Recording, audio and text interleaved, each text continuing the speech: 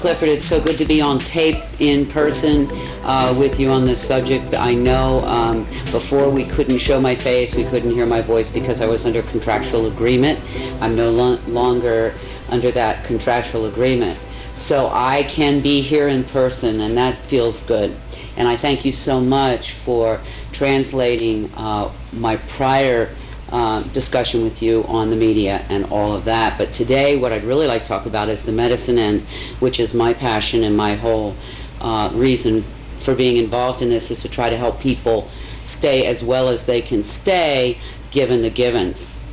I also want to say something that's very important to my heart, is that I am deeply patriotic. That's all I really want to say. Never thought I'd live to be seeing these times. As you know, recently information was brought to us that's critical in terms of health.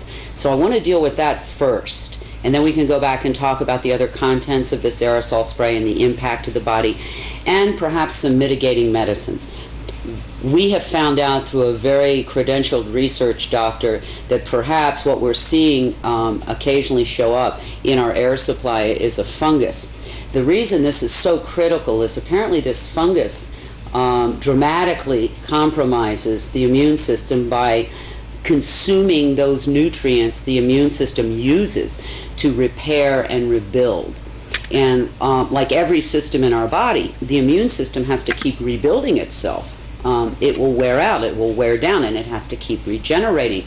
If it doesn't have those nutritional tools to do that, your immune system becomes dramatically compromised, unable to deal with any kind of invader. That's why I think we're seeing so many more colds and flus than we've seen in the last 5.5, 6 years, than we've seen in a long time.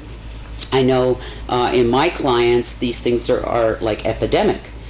Sinus infections, colds and flus, that's on the lighter side. On the heavier side, we're seeing a lot more cancers and some very devastating disease, implying an extremely compromised immune system.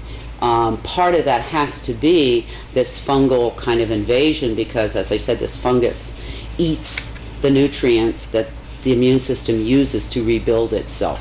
People say, well, what do you do about a fungus? Well, there's some things that we know that are very good natural medicines for fungal invasions like that. Garlic kills fungus pretty much on contact.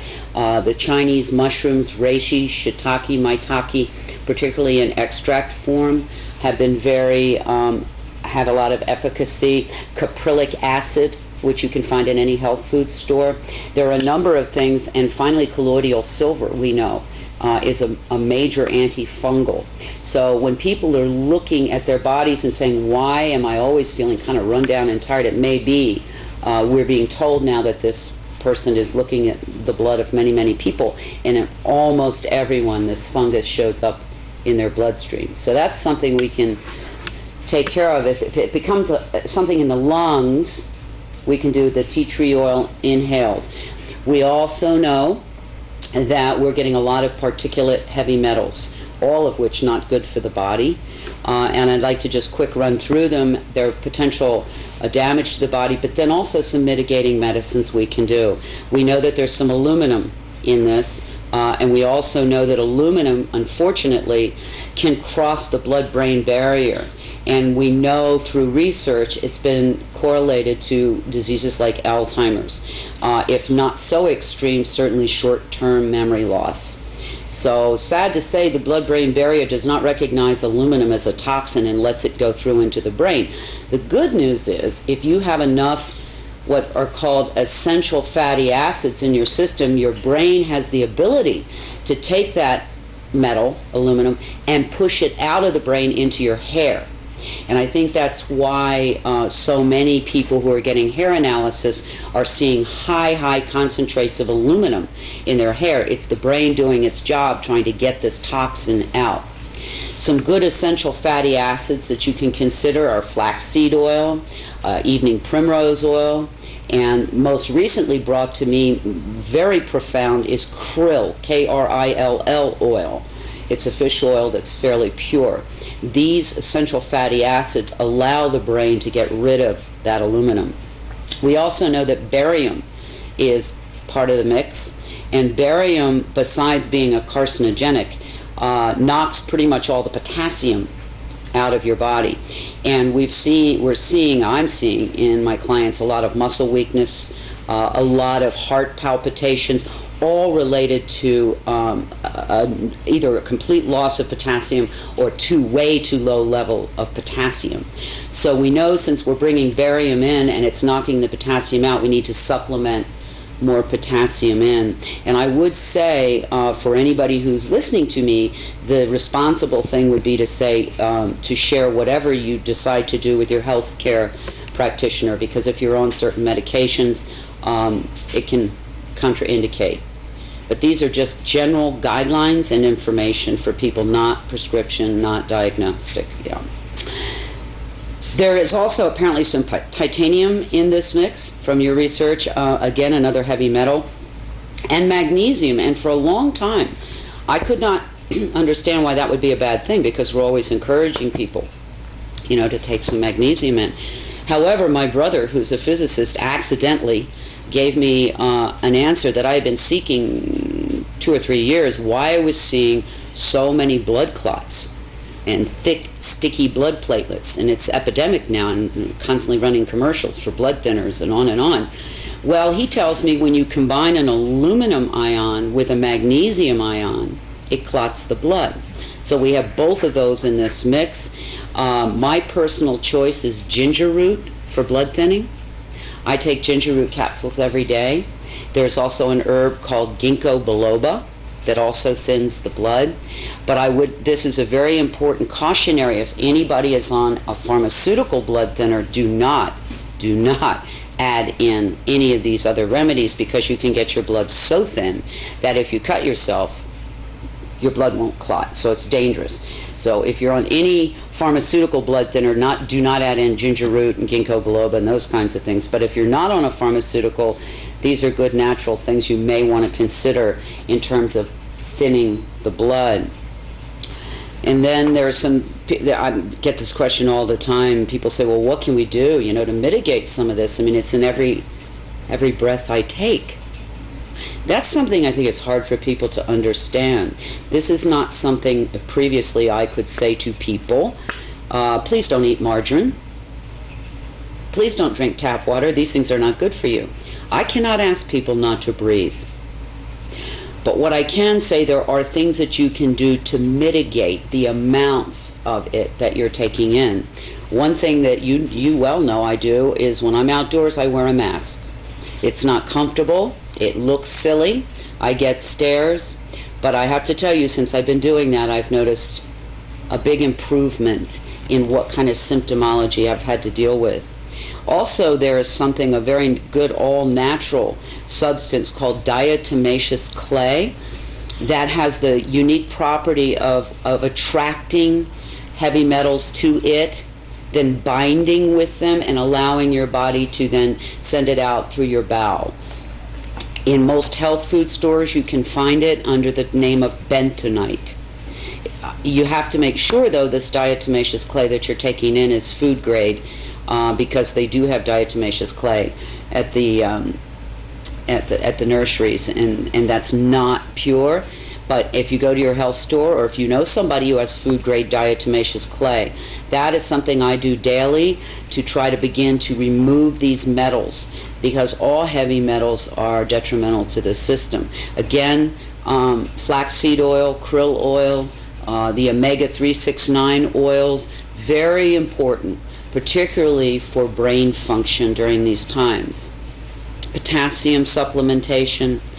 And another epidemic is sinus infections, and that colloidal silver nasal spray I use, and I've had a lot of friends use it, and it's very effective with helping to clean up those sinus infections caused, I'm sure, by all these particulates. I don't know if you know, one of the top respiratory specialists in the United States was recently on the Today Show. He's written a book called something about the breathing crisis in this country.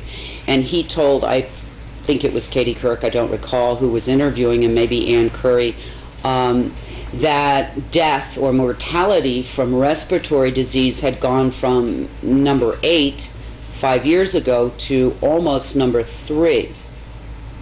That's huge. That means that the third leading cause of death now in this country is breathing. And one has to wonder what could have happened in 5 years to have created that kind of crisis, is the only word I can think of. So this is something that anybody who breathes, and I'm assuming that's anybody who might be seeing this documentary, needs to be concerned not only for themselves but everyone they love. This isn't like a firing squad where everybody goes down and you get to watch it at one time. This is a cumulative poisoning that will demonstrate in different people in different manners depending on how strong their immune system was to begin with, what their genetics are, and many other factors.